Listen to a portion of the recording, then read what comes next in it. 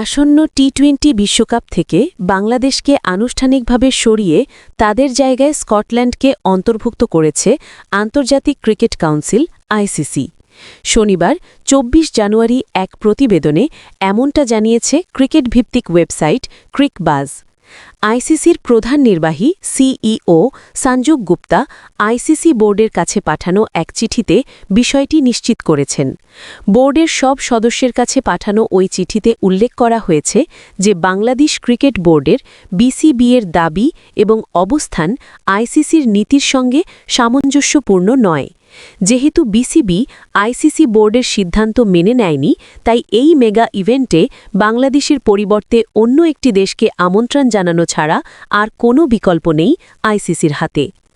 গত বুধবার আইসিসির সভা শেষে বাংলাদেশকে ভারতে বিশ্বকাপ না খেলার সিদ্ধান্ত থেকে সরে আসতে ২৪ ঘণ্টা সময় বেঁধে দেয়। এরপর বৃহস্পতিবার ২৩ জানুয়ারি ক্রিকেটারদের সঙ্গে বৈঠক করে যুব ও ক্রীড়া উপদেষ্টা আসিফ নজরুল। বৈঠক শেষে নিজেদের সিদ্ধান্তে অনড় থাকার কথা জানান তিনি।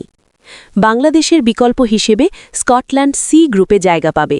আগামী ৭ ফেব্রুয়ারি কলকাতায় ওয়েস্ট ইন্ডিজের বিপক্ষে বিশ্বকাপ অভিযান শুরু করবে স্কটিশরা।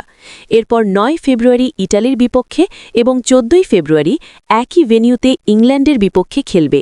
এরপর ১৭ ফেব্রুয়ারি মুম্বাইয়ে নেপালের বিপক্ষে গ্রুপ পর্বের শেষ ম্যাচ খেলবে তারা। ক্রিকবাজ ক্রিকেট স্কটল্যান্ডের সিইও ট্রুডি লিন্ডব্লেডের সঙ্গে যোগাযোগের চেষ্টা করেছে, কিন্তু তার কাছ থেকে কোনো সাড়া পাওয়া যায়নি।